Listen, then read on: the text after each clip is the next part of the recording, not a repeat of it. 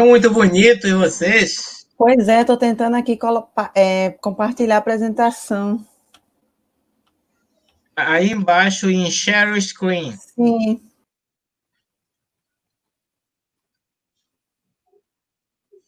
Ok. Estão visualizando? Ainda não, demora um pouquinho. Já está aí, agora sim. Ok. Deu certo, né? Tá ótimo. Tá bom. Estou com os dois computadores, um para me ver e o outro para ver aqui. Que chique! Parabéns ao aniversariante do dia, né? Ah, obrigado. Eu olho então para esse, certo? É isso.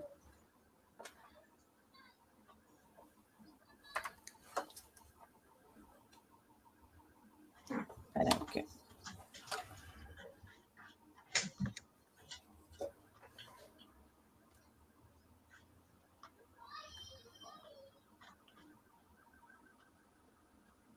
Agora sumiu, Gabriel? Não, tá tudo certinho. Ah, tá, porque ele tinha colocado aí, agora sumiu. Não, tá certinho. Tá bonitinho.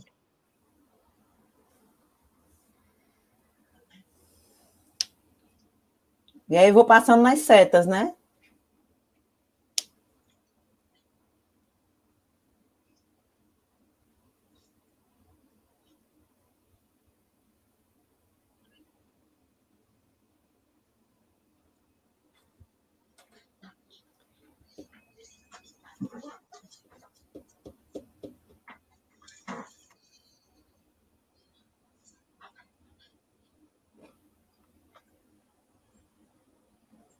Já estamos no ar.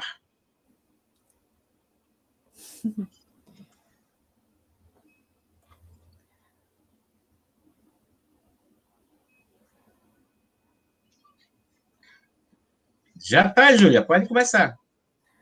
Pensei que o senhor que faria a introdução. Ah, é? Tudo bem. Então vamos lá. Boa noite a todos e a todas. É uma satisfação muito grande participar desse evento formidável em nível mundial.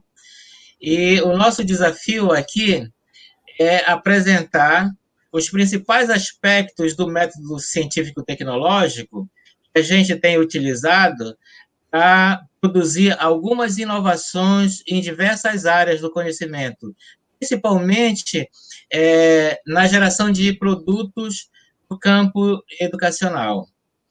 Nessa apresentação, vamos trabalhar com a Júlia Angélica de Oliveira Ataíde Ferreira,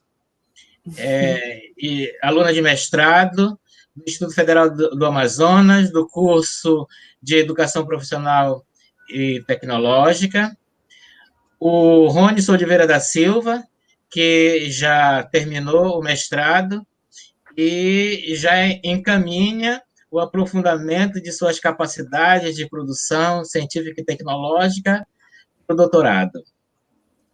Então, começamos agora com a nossa querida Júlia. Ok, obrigada. Então, a produção de conhecimento sobre os fatos e fenômenos do mundo, ela tem sido por décadas objeto de produção científica, né? Porém, a sociedade atual, ela requer que esse conhecimento produzido ele se transforme em artefatos tecnológicos que traga resultados para problemas da humanidade, problemas sociais, né? E esse é o primeiro tópico da nossa introdução. Vivemos uma vida tecnológica, né? Por mais que a tecnologia ela perpasse toda a existência da humanidade, ela hoje a gente não pode negar que está presente em todos os ambientes humanos e se faz muito necessária. E o método científico-tecnológico, ele vem nessa proposta de gerar tecnologias para suprir necessidades humanas, gerar tecnologias permeadas por aporte teórico, né, método científico. E aí ele segue uma sequência de etapas que levam à materialização de qualquer tecnologia. Entendendo tecnologia... Legal. Uma pequena observação. se a gente pudesse fazer um levantamento sobre a capacidade que nós temos hoje no planeta de gerar conhecimento científico, a gente ia se surpreender com a enormidade de coisas que a gente produz todos os dias. Todos os dias. Só que o conhecimento científico ele está voltado para explicar o que acontece, como acontece e por que acontecem as coisas. É preciso, como nós vivemos numa sociedade tecnológica, e além da ciência, nós temos que gerar esse tipo de conhecimento que explica por que as coisas acontecem, como acontece e o que acontece, e transformar isso em artefatos que permitam a melhoria da qualidade de vida das pessoas que habitam o planeta. Então, o nosso desafio com o método científico-tecnológico é ir além da ciência, quer dizer, produzir o conhecimento científico e inventar uma utilidade para esse conhecimento científico.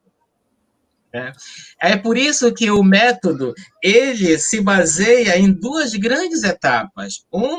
A primeira, que é a produção do conhecimento científico, e a segunda, a transformação desses conhecimentos em algum tipo de artefato passível de ser utilizados com algum fim que venha beneficiar as pessoas e instituições.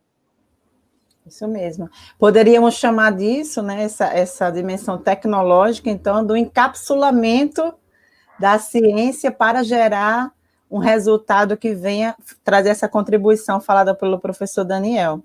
Então, agora na nossa apresentação, a gente vai explicar como funciona, então, as duas dimensões desse método, a científica, que é dividida em 4 etapas, e depois o nosso colega Rony, ele vai falar sobre a dimensão tecnológica, que também é dividida em 4 etapas.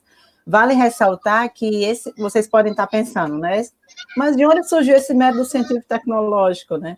Então, ele é fruto de um trabalho do próprio professor Daniel, né, que trabalhou com base em muitos estudos e várias experiências de outros cientistas para que fosse criado esse método com o qual ele tem trabalhado e nos ensinado a trabalhar durante o nosso tempo com ele, né?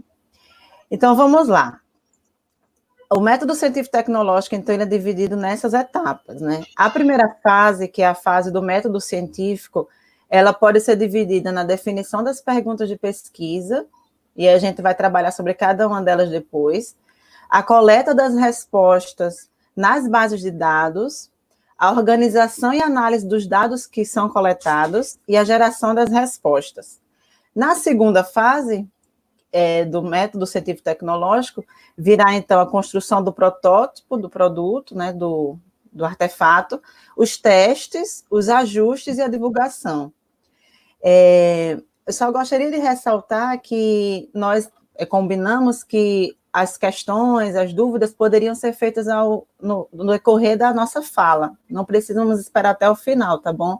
Então, qualquer questionamento pode ser feito no chat, que a gente vai respondendo durante a nossa conversa. Quer falar? Então, vamos lá. E aí, a fase 1, a definição das perguntas, né? Tem coisas bem importantes que precisam ser destacadas nessa fase, da obtenção dos conhecimentos científicos. A primeira delas é que esses conhecimentos precisam ser válidos e confiáveis. E aí, como que eu vou saber se aquele conhecimento é válido e confiável? E a gente vai falar sobre isso. A segunda é que a questão da geração das perguntas de pesquisa. Que perguntas de pesquisa, então, eu vou elaborar para obter os conhecimentos científicos necessários para que eu chegue ao produto, né? Porque não é apenas, como o professor Daniel falou no início, não é apenas levantamento do estado da arte sobre uma questão, sobre um fenômeno, mas é com o propósito de gerar um produto final. Então, as perguntas, elas precisam ser focadas para que a gente consiga a obtenção desse resultado no final. E aí vem, né, a pergunta geral, que o fim dela é o produto, e as perguntas específicas, que são os conhecimentos manuseados na confecção do produto para que possa chegar a esse resultado final. E aí, nessa formulação das questões de pesquisa, que é a primeira etapa, Vem as questões centrais, que são as voltadas para o produto. Questões voltadas para conhecimentos disponíveis, né? De outros teóricos, outros cientistas que já estudaram sobre o assunto e disponibilizaram nas bases de dados de pesquisa materiais sobre o assunto, né? Já discutido. E também as questões voltadas para conhecimentos não disponíveis, né? Algo que é específico do que eu quero responder, específico para a geração daquele produto que eu quero apresentar como resposta a um problema, uma questão humana, social. E ambos, né, quando a gente compactuar as questões voltadas para conhecimentos disponíveis e as não disponíveis, nós geraremos conhecimentos necessários para gerar a tecnologia pretendida para responder a essas questões. E aí, ainda nessa etapa 1 das questões de pesquisa, quais seriam os tipos de questões? Seriam questões conceituais, como o que é, por exemplo, eu atualmente estou estudando sobre evasão escolar, né? Então, para que eu possa conseguir nas bases de dados, nos conhecimentos já produzidos, a resposta da minha questão conceitual, o que é evasão, como evasão pode ser definida, né? Então, na questão estrutural, o que é que eu preciso saber? Quais são as causas? O que causa a evasão? Né? Tem as questões funcionais, né? Tem as questões relacionais e as ambientais. Algumas delas você vai conseguir resposta nas bases de dados. Outras serão autorias do próprio autor, né, baseado nas leituras feitas e no seu conhecimento da realidade sobre o problema que está sendo estudado. E aí, tem duas coisas muito interessantes, né, sobre a questão do conhecimento que a gente vai buscar para as perguntas de pesquisa. As disponíveis nas bases de dados, elas serão coletadas onde elas estão armazenadas. A gente poderia dizer que são dados secundários, né, que não foram criados com um esquema de autoria própria. E as indisponíveis nas bases de dados serão aquelas que o próprio cientista vai ter que elaborar com um esquema de produção própria, que seriam os seus dados primários. E aí, como que a gente faria isso? Existem várias bases de dados que nós podemos pesquisar, né? Eu estou tomando como exemplo aqui o Google Escolar, né? Então, digamos que eu tenho essa minha questão de pesquisa, eu trabalho em um instituto federal e eu pretendo, eu identifiquei um problema a ser resolvido, que o instituto onde eu trabalho, por exemplo, não possui um artefato tecnológico capaz de acompanhar o nível de evasão dos discentes, como ele se dá ano a ano, e para que isso a gente possa usar para prevenir que essa evasão aconteça. E aí eu preciso começar tudo, como eu já falei antes, pelas minhas questões de pesquisa. Eu preciso primeiro entender o que é evasão. O que a evasão é? Né? O que é que já tem sido estudado sobre evasão? Quais são o que é que eu já posso buscar na literatura que pode me ajudar a entender esse fenômeno? Para que depois eu possa, com base nesses conhecimentos adquiridos e nos produzidos por mim, né, eu possa ir rumando para a construção de um produto que vá me dar respostas institucionais para esse problema. E aí eu começo minha pesquisa, por exemplo, nessa base de dados, outras podem ser usadas, né? E aí eu vou, não sei se vocês têm familiaridade com o uso do Google Escolar, mas quando a gente entra no Google Escolar, a gente clica lá em meu perfil e procura em pesquisa avançada. Nessa pesquisa avançada, a gente vai colocar lá, né? Digamos, voltando ao exemplo da evasão. Evasão pode ser definida, né? Eu vou dar outros exemplos de perguntas que podem ser feitas. A gente, também no método científico-tecnológico, sugere-se que busque a literatura, o material produzido dos últimos 5 anos, né? Para que a gente possa trabalhar com material mais recente, com dados mais recentes possíveis. E aí, depois disso, né, que a gente coloca lá a frase, coloca o ano, né, a gente vai, as frases podem ser esses são alguns exemplos que a gente colocou de guia para a pesquisa. Evasão escolar pode ser considerada como, pode ser entendida, significa, consiste, né? E essa frase guia, preferencialmente, ela deve ser escrita entre aspas, porque isso facilita a localização dos conceitos nos trabalhos. E também uma coisa importante que voltando lá para aquele slide, os dados precisam ser confiáveis, considera-se confiáveis aqueles dados em que a resposta da pesquisa aparece em um texto que tem metodologia, uma metodologia clara de como aqueles dados foram alcançados. Então, por isso, deve-se evitar pesquisar em TCCs, monografias de especialização, porque geralmente não apresentam a metodologia, né? E aí, com base nessa pesquisa, nessas frases que a gente pode usar como guia, aparecerão vários artigos, né? Vários artigos de várias bases de dados.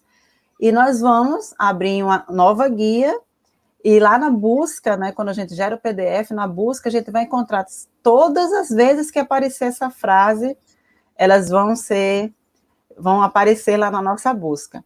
E o que é que a gente vai fazer, então, com essas frases? A gente vai construir o que a gente chama de massa de dados. O que seria massa de dados? Eu achei lá, aqui já não é sobre evasão, é sobre extensão, outra temática. Eu achei lá em Pimentel essa seguinte resposta quando eu pesquisei, né? A extensão por exemplo, a extensão pode ser definida como, e tem a resposta. Eu vou colocar em uma coluna a resposta encontrada, na outra coluna eu vou colocar já a referência bibliográfica. Por quê? Porque já vai me facilitar para quando eu for organizar meu artigo, meu trabalho, já vou ter todo o referencial que eu usei para pesquisar essa minha resposta de pesquisa.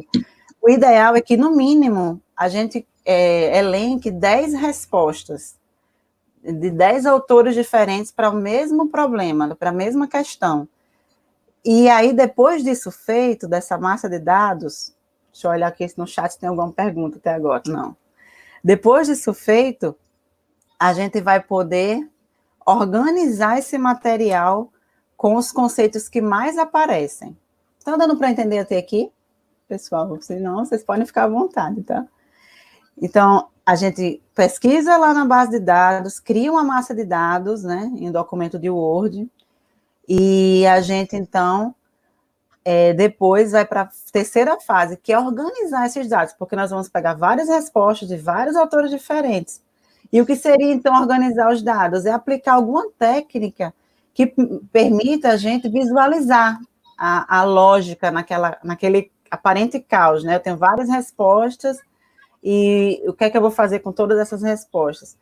E aí a gente vai organizar os dados conceituais, né? Recomendando o seguinte procedimento: conhecer os termos de equivalência e os atributos do conceito. Por exemplo, eu pesquisei sobre, voltando para a evasão, no Google Escolar, em outras bases de dados, aquela pergunta de pesquisa, como eu citei. E apareceu, então, várias respostas, e eu construí uma massa de dados, onde eu elenquei a resposta de César e Bruno Faria, de Rodrigues, de Manona, de Fernandes, de todos esses autores que vão aparecer aí. E aí, eu fui procurar o que é que tinha de similaridade nas respostas, né? Se eu voltar aqui, por exemplo, para a extensão, na primeira resposta, a extensão pode ser definida como um conjunto de atividades direcionadas a transmitir ao agricultor, um conjunto de atividades direcionadas a transmitir novos conhecimentos. A outro já diz que a extensão pode ser definida como um processo educativo. E aí, dessa forma, a gente pode unificar os termos de equivalência do conceito. Por exemplo, César e Bruno, Manona, Fernandes e Rodrigues, em ambos os 4, apareceu que a evasão é considerada saída do sistema educacional. Para Kohn e Costa Dias, a evasão é considerada uma interrupção do seu ciclo educacional. Para Castro, é considerada abandono, né, dos estudos. E para cada um desses autores, ou alguns autores com a mesma equivalência, com a mesmo atributo, eles vão definindo o que é evasão para eles. E aí a gente constrói uma forma de organizar esses dados conceituais que visualmente fiquem mais claros para o nosso estudo, nossa apresentação. E aí, quando a gente quer saber o que é uma coisa, na verdade, a gente quer conhecer a definição dessa coisa, né? Eu queria saber a definição de evasão. Você pode querer saber a definição de qual problema de pesquisa está lhe trazendo. Então, toda essa definição contém as partes bem nítidas do termo de equivalência e os atributos dessa coisa. Então, a saída lá para Fernandes, por exemplo, ela acontece de maneira compulsória e voluntária. Já para Rodrigues, a saída para ele significa que é a não inclusão do aluno no sistema educacional que faz com que gere essa saída. E assim, para cada um desses autores, a gente foi definindo os atributos que foram dados a esse conceito de saída, de interrupção, de abandono, de afastamento, todos interligados à evasão. E, por fim, nessa primeira fase, que é do método científico, a gente tem que organizar a geração das nossas respostas, né? Nós tínhamos a pergunta de pesquisa, nós elaboramos como nós iríamos fazer essa pesquisa nas bases de dados, na estado da arte do que já foi produzido, nós pesquisamos fontes confiáveis, né, através de bases de dados confiáveis, organizamos elas visualmente para que a gente pudesse ter um panorama conceitual dessa resposta de pesquisa, e na quarta etapa a gente vai gerar a resposta, então. Então, nessa etapa, não é para a gente pegar lá aquela massa de dados que a gente criou com a referência bibliográfica e as respostas encontradas e colocar lá no nosso trabalho, né? Porque a massa de dados, elas são dados brutos, a gente precisa refinar essa massa de dados e representar a lógica do que a gente encontrou ali. Então, o desenho, ele vai servir para melhorar o entendimento do que a gente encontrou e do que a gente vai acrescentar de autoria própria. Porque, por exemplo, ainda voltando para o caso da evasão, algumas coisas, como a minha pesquisa é voltada diretamente para um ambiente, que é o Instituto Federal, muitas coisas são próprias daquele ambiente, próprias daquela instituição, né? E aí eu preciso saber como ela vai se dar dentro daquele instituto. Então, para isso eu vou ter que fazer busca de dados, documentais, ou pesquisas de diversas formas, com entrevistas, com a gestão, com alunos, seja a maneira metodológica que a gente definir que vai usar. Então, são os escritos dos achados também do próprio autor. E aí, por exemplo, tem uma gravura que mostra a organização de um colega, né, que, através do método científico-tecnológico, fez o seu trabalho, e ele, então, organizou o capítulo 1, claro que sempre vem precedido da introdução, né, e aí, no 2, ele organizou, então, as suas respostas de pesquisa, e as coisas também que ele produziu por produção própria, das perguntas que não estavam nas bases de dados, que eram próprias do seu estudo, a metodologia, que vai ser melhor também definida aqui por Rony, né, explicada, e os atributos do portfólio de curso de extensão, que eram justamente os seus achados do seu locus de pesquisa. O professor Daniel gostaria de acrescentar alguma coisa? Eu estou adorando a explicação que você está me ensinando outras vertentes que eu não tinha percebido. Então, tá bom. Pode continuar. Então, eu passo agora para o meu colega Ronson, que ele vai dar continuidade, e depois a gente retoma para tirar algumas dúvidas, conversar mais um pouco.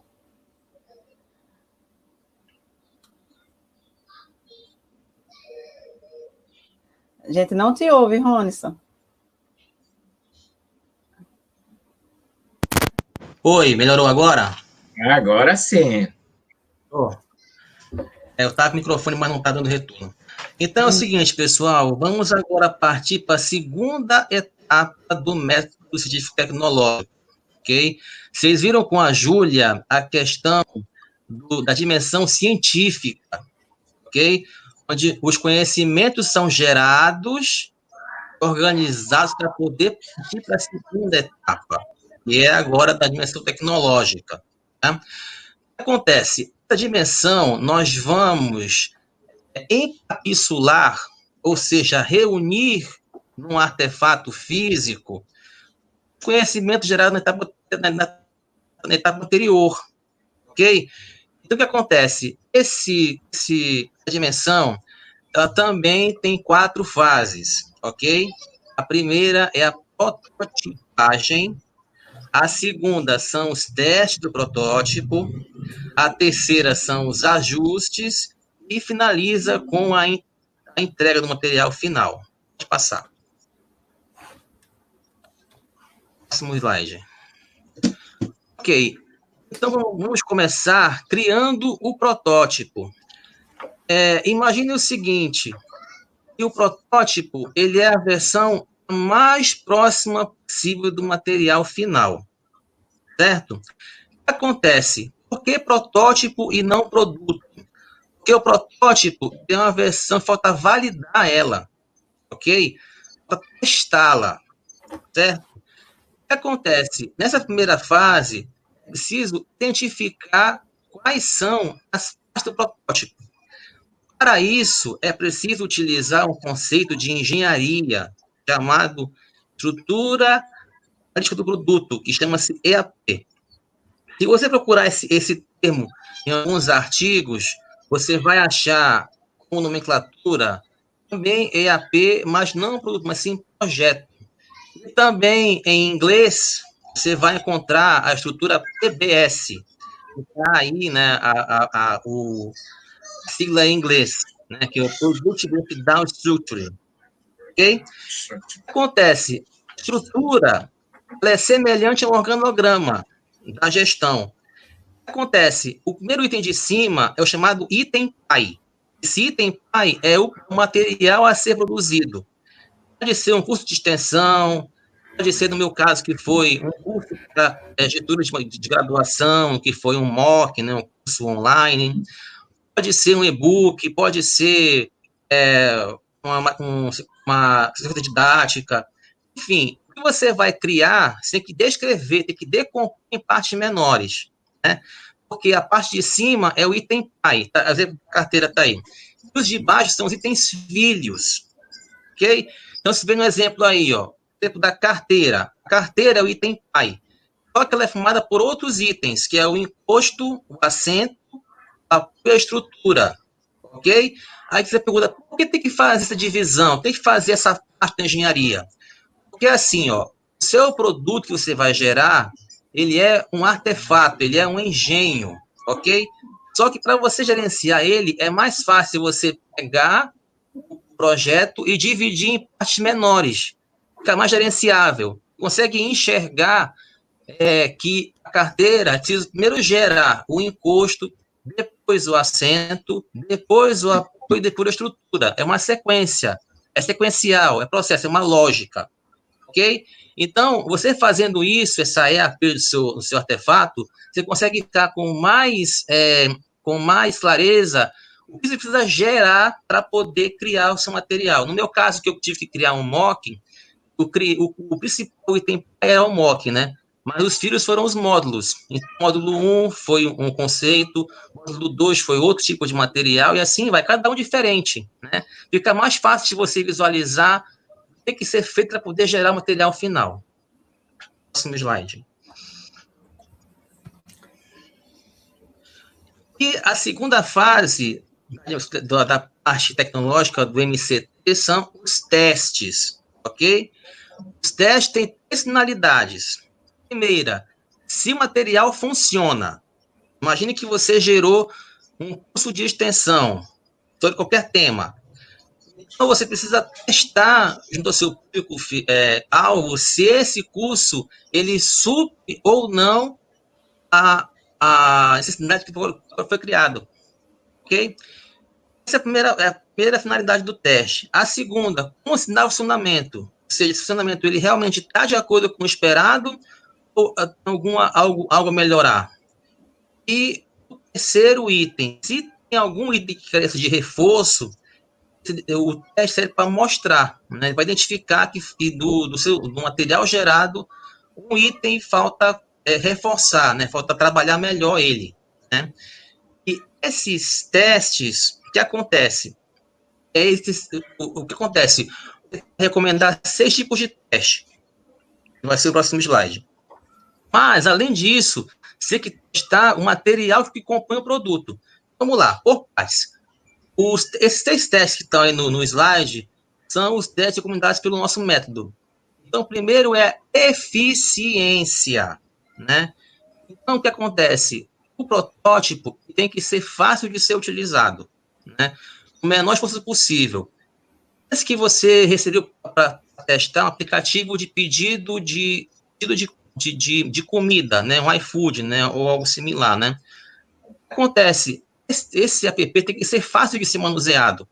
Porque senão, se ele tiver muita janela para você preencher e cadastrar, ele já perde a sua eficiência, entendeu? Ele tem que ser fácil de ser utilizado. Segundo é a eficácia. Se o material ele consegue ser eficaz, o que significa isso?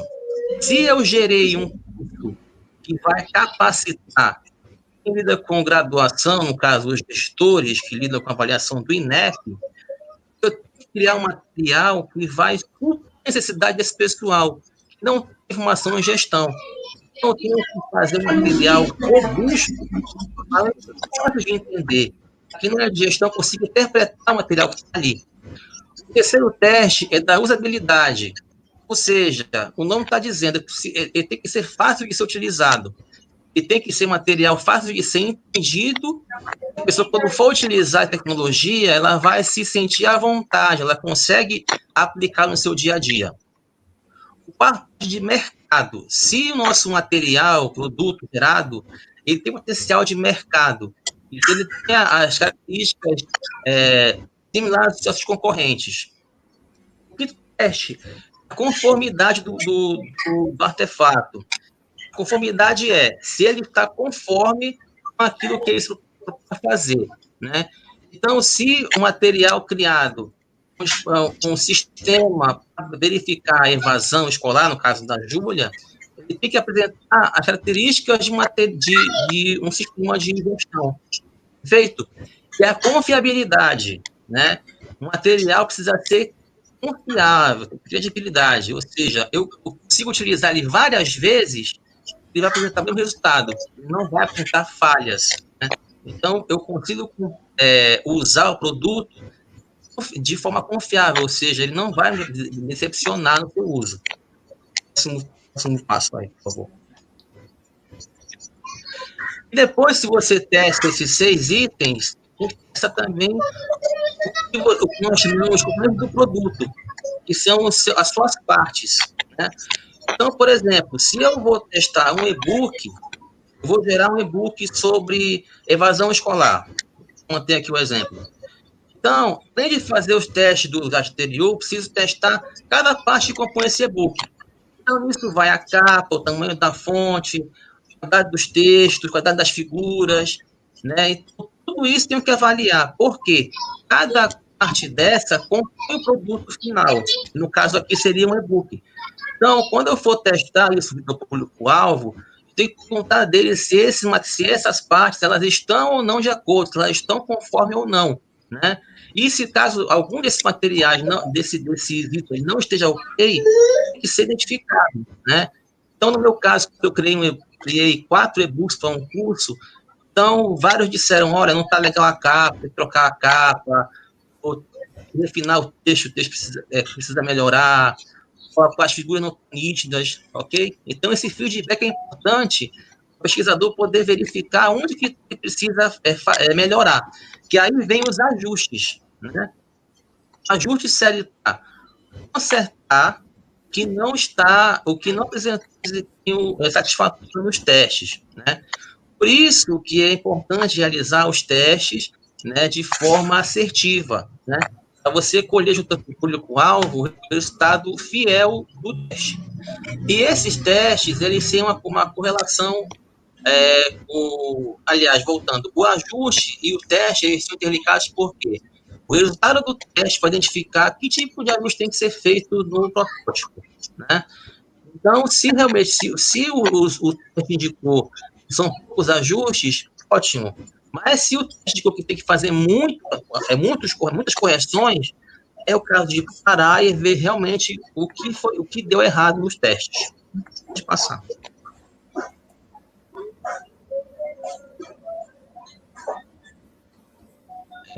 Isso. A figura está mostrando aí essa correlação, né? Essa relação intrínseca, né?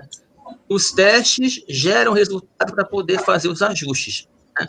Então, quanto mais assertivo for os testes, melhor. Você vai identificar e vai poder fazer o trabalho mais preciso, né?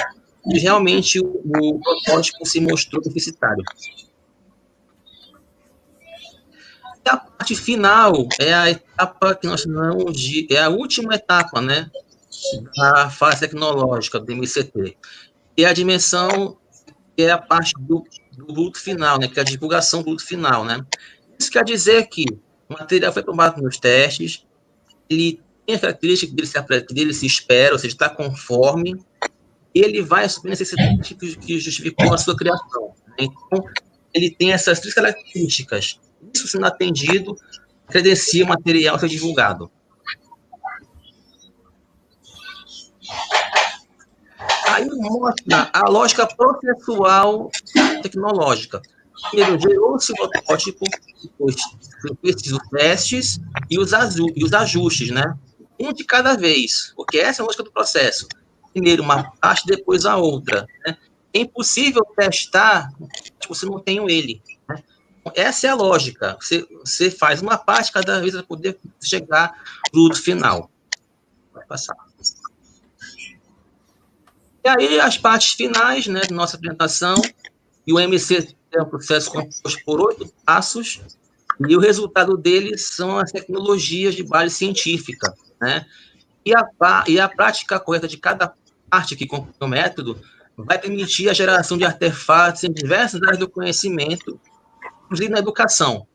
Então, essa nossa apresentação, caso o professor Daniel queira acrescentar mais alguma coisa, pode ficar à vontade.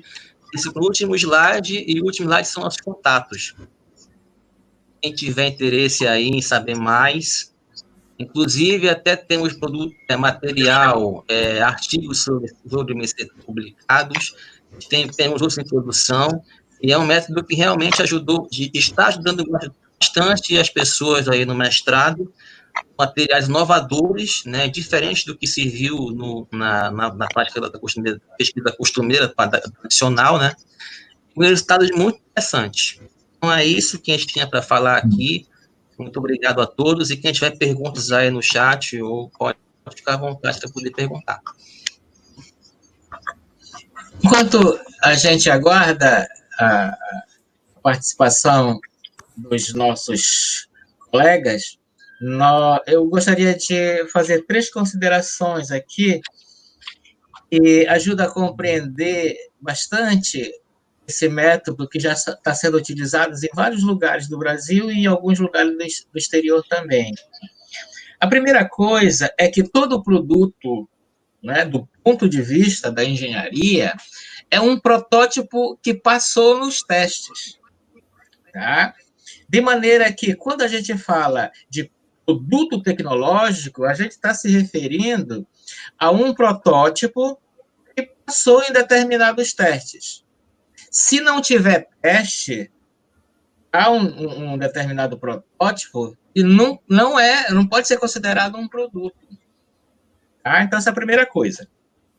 A segunda coisa é que todo produto é feito de partes. Né? Todo. Um óculos, um computador, um celular, uma casa, enfim, tudo que existe é feito de parte. Então, nós precisamos conhecer essas partes que compõem o produto. Aí vem o esquema lógico do método, primeiro, basear na ciência.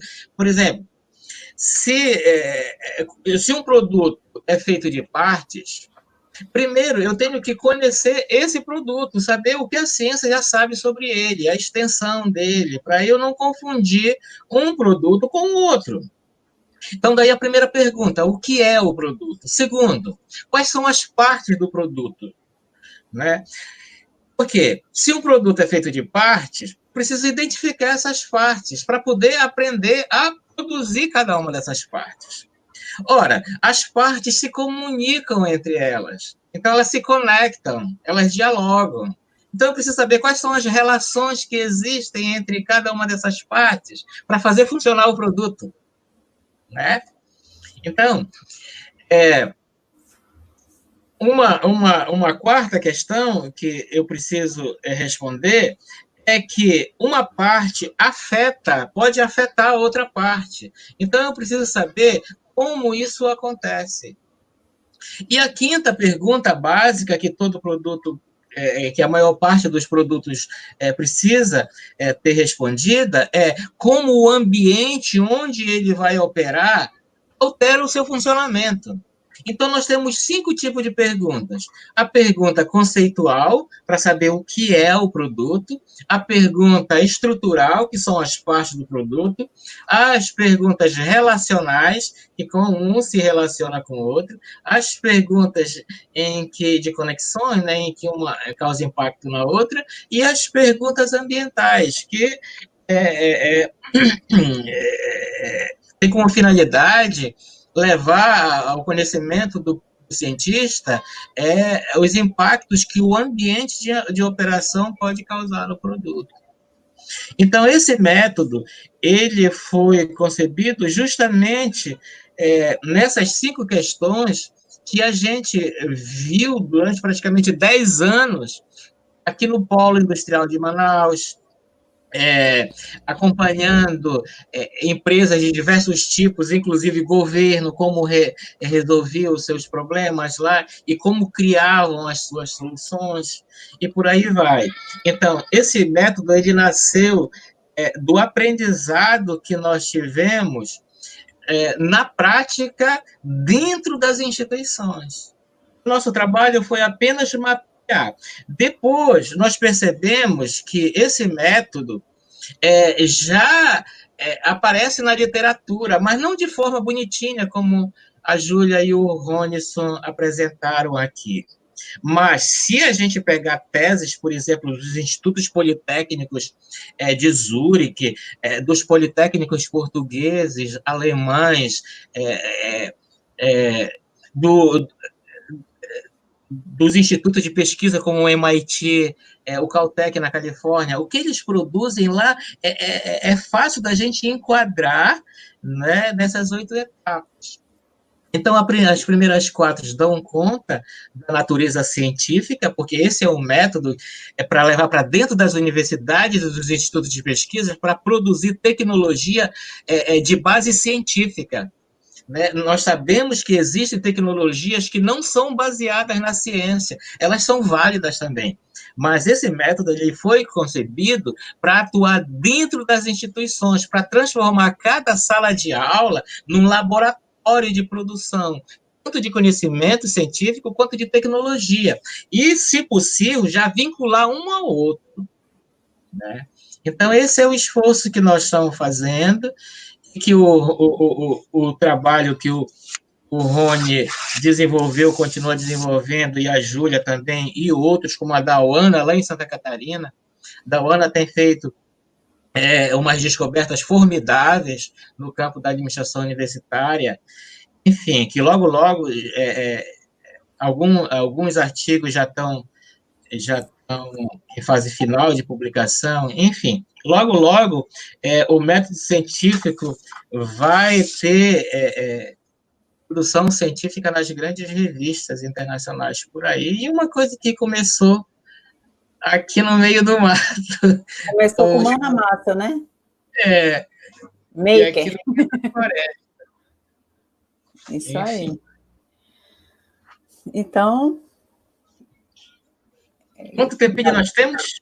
5 minutos, eu acho, né, Gabriel? Se alguém tiver alguma pergunta, Edmilson, Renier, querem fazer alguma pergunta?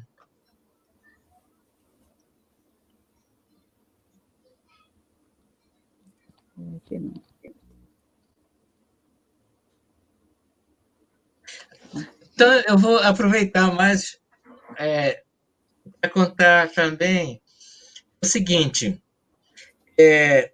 o acúmulo de conhecimento, a produção científica internacional e nacional tem aumentado tanto nos últimos tempos, que nós tivemos que inventar recursos tecnológicos para minerar esses conhecimentos e dar sentidos a eles.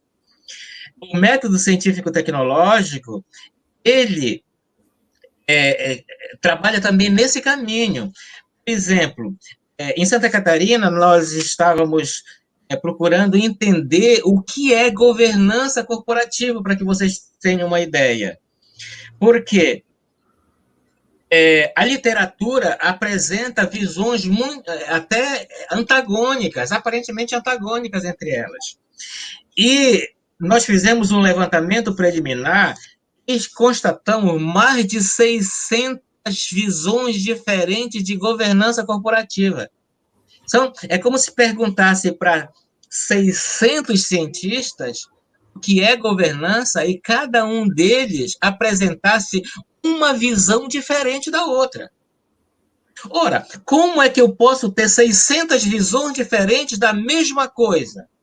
Simples. É que o objeto estava ali e cada observador estava tomando o objeto de uma perspectiva diferente.